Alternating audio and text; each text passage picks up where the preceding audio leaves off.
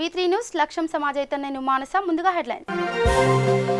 తెలంగాణ ప్రభుత్వ తీరును తప్పుపట్టిన high court. Corona విషయంలో తమ ఆదేశాలను పట్టించుకోవడం లేదని అసహనం.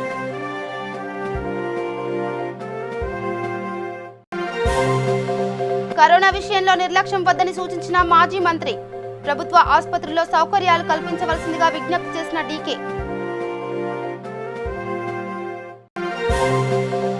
నాగర్ కర్నూలు పట్టణంలో రక్తదానం శిబిరం ఏర్పాటు చేసిన ఇండియన్ రెడ్ క్రాస్ సంస్థ. ప్రారంభించిన జిల్లా కలెక్టర్ షర్మన్.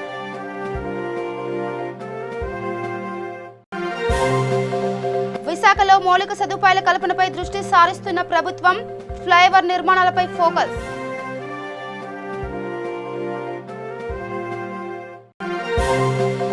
పరిటాల రవి హత్య కేసు నిందితుడు ఓం ప్రకాష్ మృతి. విశాఖ కేజీహెచ్ ఆసుపత్రిలో చికిత్స పొందుతూ తుది శ్వాస విడిచిన ఓం ప్రకాష్. ఇక డీటెయిల్స్కి వెళ్తే, కరోనా నేపథ్యంలో దాఖలైన పిటిషన్లపై విచారణ చేపట్టిన హైకోర్టు తెలంగాణ ప్రభుత్వం తీరును తప్పిపట్టింది.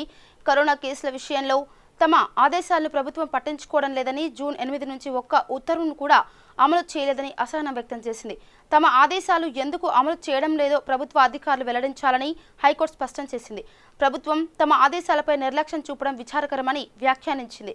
కరోనా కేసుల వివరాలతో ఆరోగ్య శాఖ విడుదల చేసే బులెటిన్లో సమాచారం సరైన రీతిలో లేదని, దీనిపై సీఎస్నే ప్రశ్నిస్తామని న్యాయస్థానం పేర్కొంది. అనంతరం విచారణ రేపటికి వాయిదా వేసింది. ఇక విశాఖ గేట్వే కంటైనర్ యార్డ్లో అగ్ని ప్రమాదం సంభవించింది. విమానాశ్రయం సమీపంలోని షీలానగర్ విఎఫ్ఎస్ కంటైనర్ యార్డ్లో ఎగిసి పడుతున్నాయి. దట్టమైన పొగ చుట్టుపక్కల ప్రాంతాలకు వ్యాపించింది. సంఘటన స్థలానికి చేరుకున్న అగ్నిమాపక సిబ్బంది మంటలను అదుపు చేస్తున్నారు.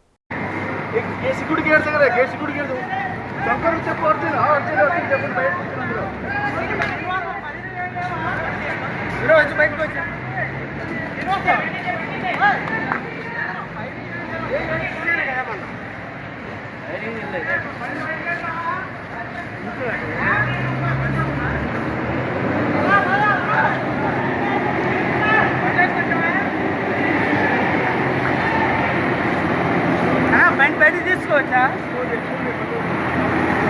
బయట తెచ్చింది, బయటకే బయట తీసేద్దా.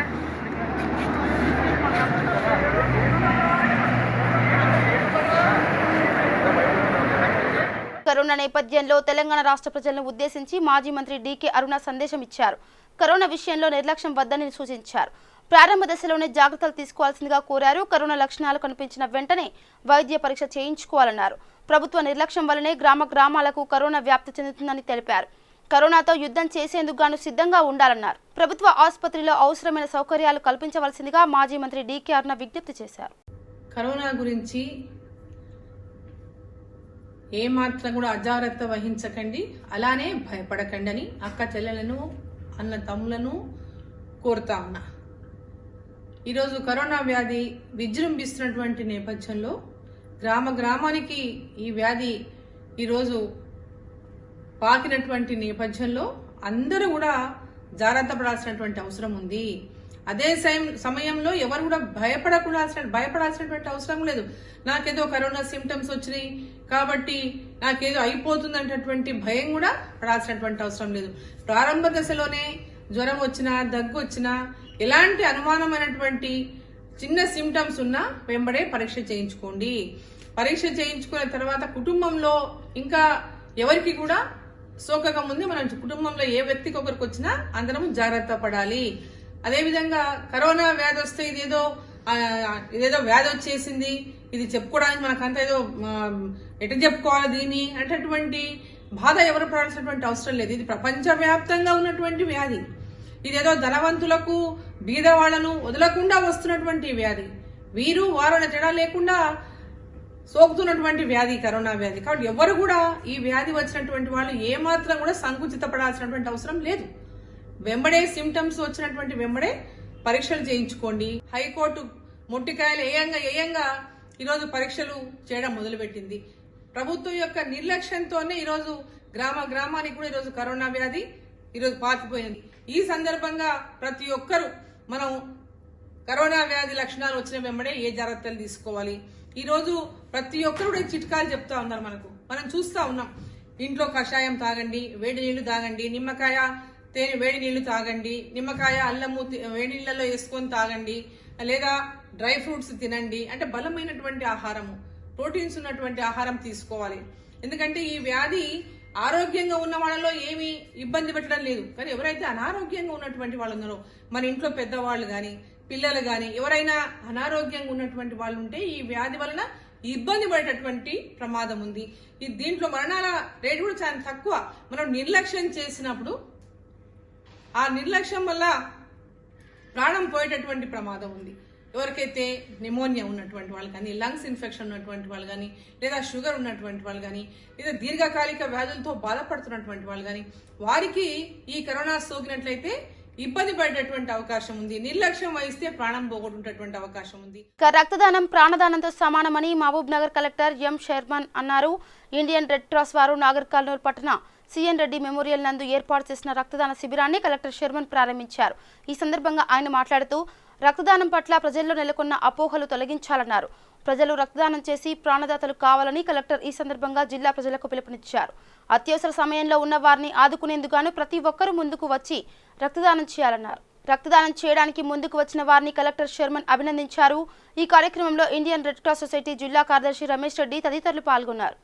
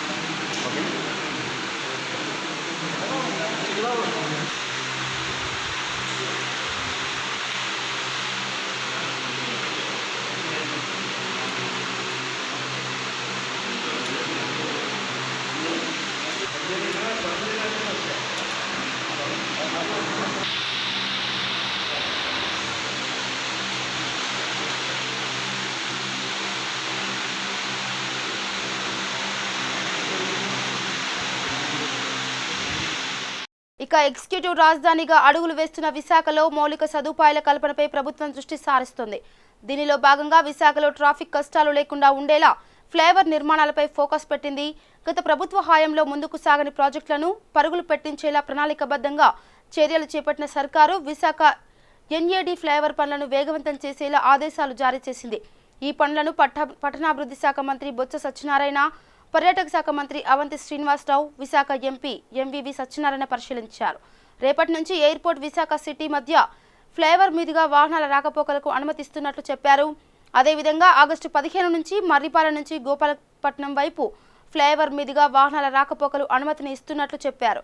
విశాఖ సిటీలో ట్రాఫిక్ కష్టాలకు చెక్ పెట్టేలా ప్రభుత్వం కృషి చేస్తుందని తెలిపారు.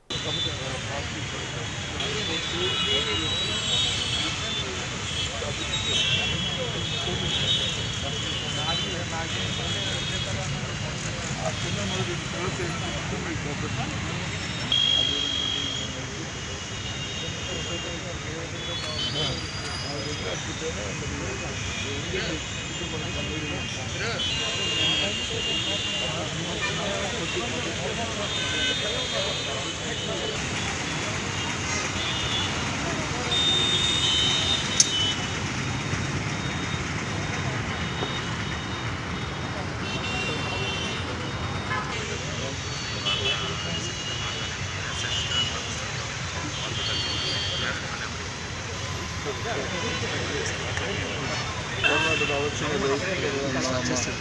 ఆర్మీకి రివ్యూ చేసి ఇది తూర్పు పడమలకు సంబంధించి ఈస్ట్ వెస్ట్కి సంబంధించిన లైన్ మార్నింగ్ నుంచి చేస్తున్నాము. మరి లోపల దీన్ని కంప్లీట్ చేయాలని టార్గెట్ ఇచ్చాము. మరి ఏదైతే ఒరిజినల్ ప్లాన్ లేదు సేమ్ ప్లాన్తోనే కంప్లీట్ చేయాలని చెప్తాము. అటు పోలీస్కి అటు మా డిపార్ట్మెంట్ కూడా విఆర్ఎండికి అలాగే కాంట్రాక్ట్ ముగ్గురు కూడా కోఆర్డినేషన్ పనిచేసి ఆ కార్యక్రమం చేయమని చెప్పి దాన్ని ఇన్సూరెన్స్ ఇవ్వడం జరిగింది. ఆ ప్రకారం చేస్తారు. రేపటి నుంచి మాత్రమే ఈ ట్రాఫిక్ కంప్లీట్ వదులుతారు. అలాగే సంవత్సరం వస్తుంది. ఆగస్టు 5 నుంచి ఈ ట్రాఫిక్ కూడా వినియోగం జరుగుతుంది. ఆర్మీకి వచ్చి రివ్యూ చేసి ఇది తూర్పు పడమలకు సంబంధించి ఈస్ట్ వెస్ట్కి సంబంధించిన లైన్ మార్నింగ్ నుంచి ట్రాఫిక్ చేస్తున్నాము. దీనంతటినీ కూడా డిసెంబర్ లోపల దీన్ని కంప్లీట్ చేయాలని టార్గెట్ కూడా ఇచ్చాము. మరి ఏదైతే ఒరిజినల్ ప్లాన్ ప్రకారం వెళ్ళాలి. మరి రివ్యూషన్ ఉండడానికి లేదు సేమ్ ప్లాన్తోనే కంప్లీట్ చేయాలని చెప్పాము.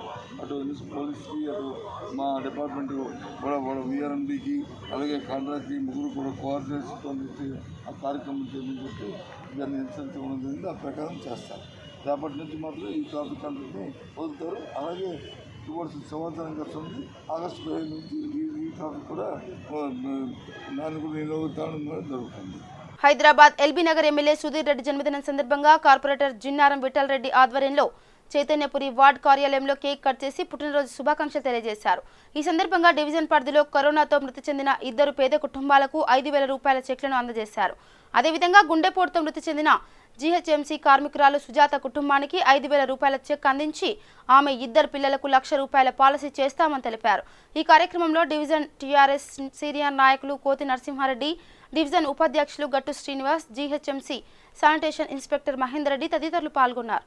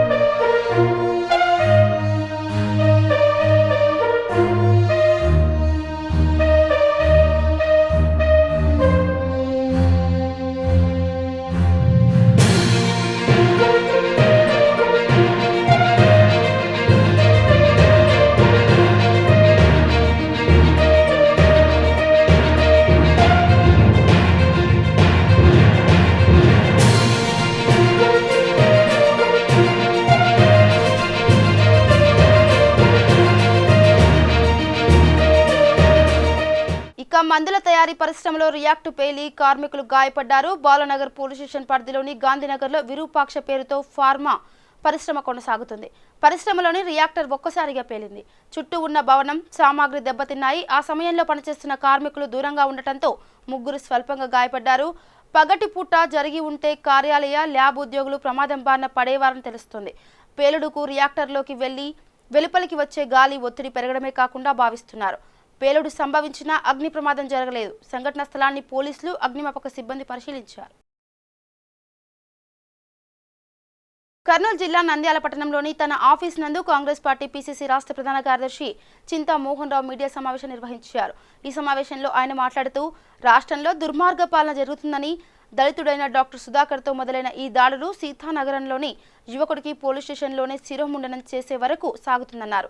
ప్రభుత్వం దళితులపై నిరంకుశ వైఖరి చూపిస్తుందని ధ్వజమెత్తారు.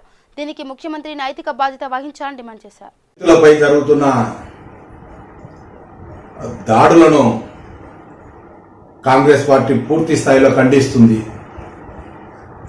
మనం చూసాం, కరోనా మహమ్మారి విజృంభిస్తున్న టైంలో డాక్టర్ సుధాకర్ గారు ఒక మాస్క్ అడిగినందుకు ఈ రాష్ట్ర ప్రభుత్వం, జగన్మోహన్ రెడ్డి గారు కక్ష కట్టి ఆ డాక్టర్ గారిని ఒక పిచ్చివాడిగా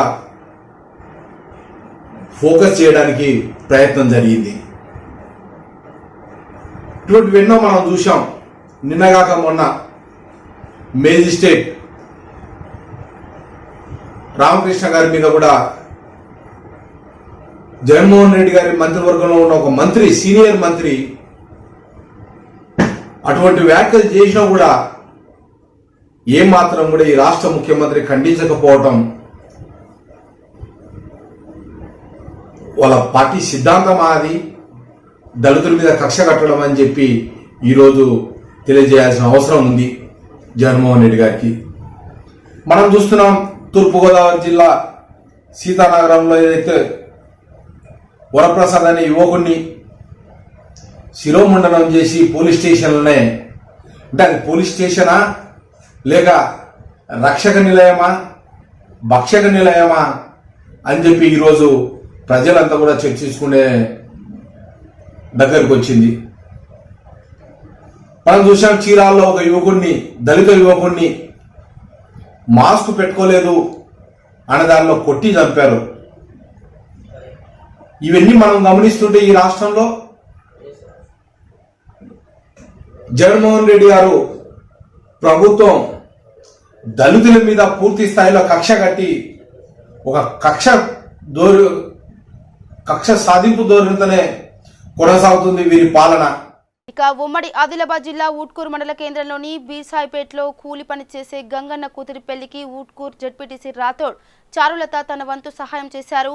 కరోనా సమయంలో పెళ్లి పెట్టుకున్న ఆ పేద కుటుంబానికి సహాయం చేయాలనే ఉద్దేశంతో ఉడత భక్తిగా తాలిబొట్టు కానుకగా సమర్పించి వధూవరులను ఆశీర్వదించారు. ఈ కార్యక్రమానికి బీర్సాయిపేట సర్పంచ్ అంకావ్య, పాడ్వాపూర్ సర్పంచ్ మల్లేష్, దంతంపల్లికి చెందిన కాంగ్రెస్ బ్లాక్ ప్రెసిడెంట్ చంద్రయ్య గ్రామస్తులు కలిసి పెళ్లిని ఘనంగా నిర్వహించారు. పరిటాల రవి హత్య కేసు నిందితుడు మొద్దు సీనును హత్య చేసిన ఓంప్రకాష్ మృతి చెందాడు. విశాఖలోని కేజీహెచ్ ఆసుపత్రిలో చికిత్స పొందుతూ తుది శ్వాస విడిచాడు. గత కొంతకాలంగా ఓంప్రకాష్ కిడ్నీ సమస్యతో బాధపడుతున్నాడు. 2016 నుంచి విశాఖపట్నం సెంట్రల్ జైల్లో ఓంప్రకాష్ శిక్షను అనుభవిస్తున్నాడు. 2008 నవంబర్లో అనంతపురం జిల్లా కోర్టులో మొద్దు సీను దారుణ హత్యకు గురయ్యాడు. తాను రామకోటి రాసుకుంటుండగా జైలు గదిలోని లైట్ను మొద్దు సీను ఆర్పేశాడని, ఆ కోపంతోనే అతన్ని హత్య చేసినట్టు ఆ తర్వాత మీడియాతో మాట్లాడుతూ ఓంప్రకాష్ తెలిపాడు. ఇక అమరరాజా ఇన్ఫ్రా ప్రైవేట్ లిమిటెడ్ భూముల వ్యవహారంలో ఏపీ ప్రభుత్వానికి ఎదురుదెబ్బ తగిలింది. అమరరాజా సంస్థ నుంచి భూములను వెనక్కి తీసుకోవడంపై ఇచ్చిన జీవో అమలు నిలుపుదల చేయాలని హైకోర్టు ఆదేశించింది. గతంలో అమరరాజా సంస్థకు చిత్తూరు జిల్లాలో 483 ఎకరాల భూమిని కేటాయించారు. అయితే వైసీపీ ప్రభుత్వం ఆ భూమిలో 253 ఎకరాలను వెనక్కి తీసుకునేందుకు గాను జీవో జారీ చేయగా ఆ జీవోను సవాల్ చేస్తూ అమరరాజా సంస్థ హైకోర్టును ఆశ్రయించింది. అమరరాజా పిటిషన్పై విచారణ జరిపిన న్యాయస్థానం జీవో అమలుపై స్టే ఇచ్చింది. 2009లో వైఎస్ఆర్ ప్రభుత్వ హయాంలో చిత్తూరు జిల్లాలోని బంగారుపాలెం, యాదమర్తి మండలాల్లో 483.27 ఎకరాలను అప్పటి ఏపీఐఐసి అమరరాజా సంస్థకు కేటాయించింది. ఇప్పుడు ఆ స్థలంలోనే ఖాళీగా ఉన్న 253.6 ఎకరాల భూమిని ప్రభుత్వం వెనక్కి తీసుకునేందుకు సిద్ధమైంది. ఒప్పందం ప్రకారం మొత్తం భూమిని వినియోగంలోకి తీసుకువచ్చి ప్రత్యేక ఆర్థిక మండలి ఏర్పాటు చేస్తామన్న హామీ నెరవేర్చలేదన్నది ప్రభుత్వం ఆరోపిస్తుంది. తూర్పుగోదావరి జిల్లాలో వైసీపీ శ్రేణులు సంబరాలు జరుపుకున్నారు. పిల్లి సుభాష్ చంద్రబోస్ రాజ్యసభకు ఎన్నికైన సందర్భంగా తూర్పుగోదావరి జిల్లా రామచంద్రపురం నియోజకవర్గంలో సంబరాలు చేసుకున్నారు. చెల్లుబోయిన శ్రీనివాస గోపాలకృష్ణ బీసీ సంక్షేమ శాఖ మంత్రిగా పదవి చేపట్టిన సందర్భంలో ముఖ్యమంత్రి జగన్మోహన్ రెడ్డి చిత్రపటానికి పాలాభిషేకం చేసి స్వీట్స్ పంచిపెట్టి బాణసంచ కాల్చారు. లక్ష్మణ్ కుప్పశెట్టి ఈరోజు రామచంద్రపురం నియోజకవర్గం ఎలక్షన్కు ముందు 2 సంవత్సరాలకు ముందు చూసినట్లయితే ఈ నియోజకవర్గంలో పెట్టుబడి బీసీ సంఘాలు కానీ అలాగే ఎస్సీ మైనార్టీ సంఘాలు కానీ చాలా ఇబ్బందులు ఎదుర్కోవడం జరిగింది. అయితే చెల్లిపోయిన శ్రీనివాస గోపాలకృష్ణ గారు ఎలక్షన్కి 2 సంవత్సరాల ముందు మన నియోజకవర్గం రావడం జరిగింది. ఆయన వచ్చిన తర్వాత ఈ నియోజకవర్గంలో నేను విన్నానని చెప్పి ఆయన మన యొక్క సమస్యలు ఏవైతే ఉన్నాయో పదవులు లేనప్పటికీ ఎన్నో సమస్యలను ఆయన ఎదుర్కోవడం జరిగింది ఈ నియోజకవర్గంలో. అయితే ఈరోజు తోట తిరుమతులు గారి మీద ఎంతో బలమైనటువంటి వ్యక్తిని ఆయన ఎదుర్కొని ఈరోజు ఒక ఎమ్మెల్యేగా చెట్టుపల్లి నాయకుడికి ఇక్కడ ఆయన నిలబడడం జరిగింది. అదే ఒక గౌరవాన్ని నిలబెట్టుకుని ఈరోజు మన బీసీ సంఘాలకి వైఎస్ జగన్మోహన్ రెడ్డి గారు మనకి బీసీ సంక్షేమ శాఖ మంత్రివర్యులుగా మనకి ఒక మంచి గుర్తింపునివ్వడం జరిగింది. కాబట్టి ఈ సందర్భంగా మేము దంగేరు నుంచి మా యొక్క కార్యకర్తలు నాయకులు అందరం కూడా సంబరాలు జరుపుకుంటున్నాం. ఈ దంగేరులోనే కాదు, రామచంద్రపురం నియోజకవర్గంలోనే కాదు, అలాగే ఆంధ్రప్రదేశ్ రాష్ట్రంలో ఉన్నటువంటి ప్రతి బీసీలు అలాగే ఎస్సీలు మైనార్టీలు అందరూ కూడా సంబరాలు జరుపుకుంటున్నారు.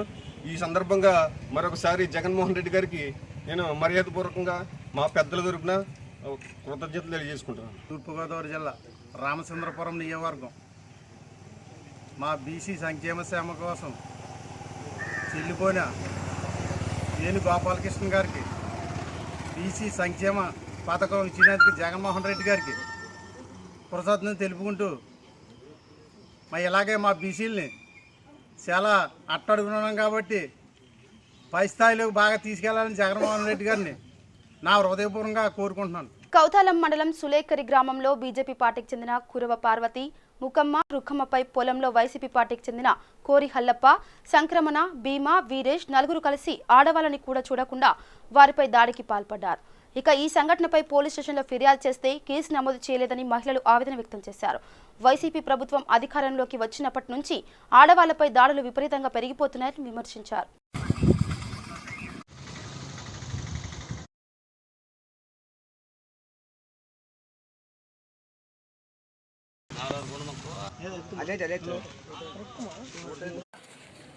ಅಂದ್ರೆ ಏನಂದ ಸುಳ್ಯಾರನ್ನ ಕೇಳ್ತದ್ದಿ ಒಡೆ ಅಂದ ಗಾಡಿ ಹೊಡ್ಯಾತದ ಅಂದ ಮಗ ಹುಡುಗಿನ ನಮ್ಮ ಸಣ್ಣ ಹುಡುಗೇನಂತ ಮಗ ಅಟ್ಟೋಯ್ತಿ ದಾರಿ ಅಂತ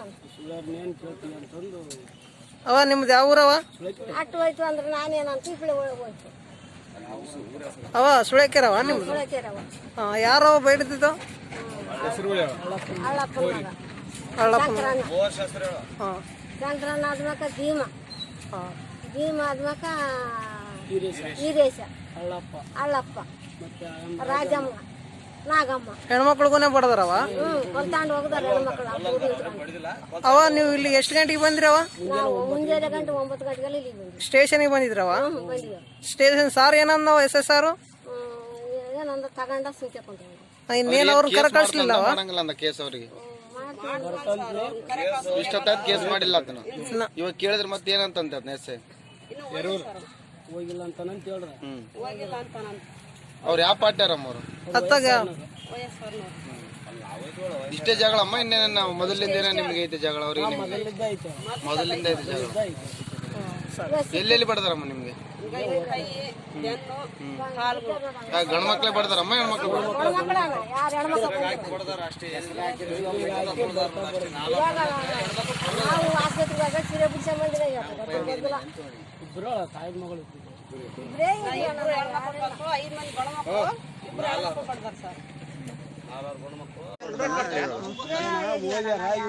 ಬಡದಾರ ಬಡದು ಬಿಟ್ಟು ಆಮೇಲೆ ನಾನು ಹೋಗಿ ಅದಕ್ಕೆ ಬಡಿತೀರಪ್ಪ ಅಂತ ಕೇಳಿದಕ್ಕೆ ಬಂದು ನನ್ನ ಒಂದು 4 ಏಟ್ ಬಡದ್ಬಿಟ್ರು ಅಷ್ಟೇ.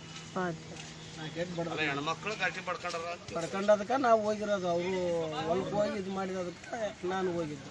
ಸ್ಟೇಷನ್ಗೆ ಯಾವಾಗ ಬಂದಿರಪ್ಪ? ನಾನು ಮುಂಜಾನೆ 9 ಗಂಟೆಗೆ ಬಂದಿದ್ದೆ. 9 ಗಂಟೆಗೆ ಬಂದ್ಬಿಟ್ಟು ಬರೆದ್ರು, ಸುಮ್ಮನೆ ಹೆಸರು ಬರ್ಕೊಂಡು ಇನ್ವಿಟೇಷನ್ ಕರೆದು ಬರ್ರಿ ಅಂದ್ರೆ ನಾವು ಕರೆಯಲ್ಲ, ಅವ್ರು 5 ಗಂಟೆ ತನಕ ಗೊಬ್ಬರ ಹಾಕ್ತಾ ಇದಾರಂತ, 5 ಗಂಟೆ ಮೇಲೆ ಬರ್ತಾರಂತ, ಆಮೇಲೆ ಬರ್ರಿ ಅಂತಂದು ಇಲ್ಲಿ ಇರಬಾರ್ದಂತ ನಮ್ಗೆ ಇಷ್ಟೊತ್ತನ ನಾವು ಕರೆಯಕಲ್ಲ ಅಂತ ಕರೆಯಕಲ್ಲ ಅಂತ ಹೇಳಿದ್ರು. 5 ಗಂಟೆ ತನಕ ನಾವು ಕರೆಯಕಲ್ಲ, 5 ಗಂಟೆ ಮೇಲೆ ನೀವು ಬರ್ರಿ, ಅವ್ರು ಏನೋ ಗೊಬ್ಬರ ಹಾಕ್ತಾ ಇದಾರಂತ ಹೊಲದಾಗ ಅಂತಂದು ಹೇಳಿದ್ರು. ಅಂದ್ರೆ ನಮ್ದು ಹೊಲ ಎಲ್ಲ ಕೆಟ್ಟೋಯ್ತೆ ಸರ್, ಹಿಂಗೈತೆ ಅಂದ್ರೂ ಕೂಡ ಇಲ್ಲ, ನೀವು 5 ಗಂಟೆ ಮೇಲೆ ಬರ್ರಿ ಎಂಬ ಮಾತು మాట్లాడుతారు. బులెటిన్ ముగించే ముందు హెడ్లైన్స్ మరోసారి. తెలంగాణ ప్రభుత్వ తీరును తప్పుపట్టిన హైకోర్టు, కరోనా విషయంలో తమ ఆదేశాలను పట్టించుకోవడం లేదని అసహనం.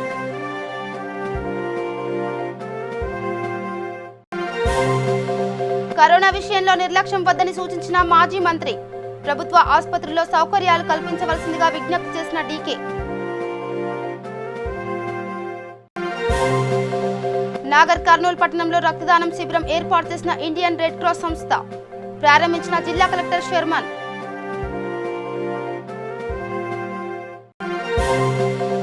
విశాఖలో మౌలిక సదుపాయాల కల్పనపై దృష్టి సారిస్తున్న ప్రభుత్వం, ఫ్లైఓవర్ నిర్మాణాలపై ఫోకస్.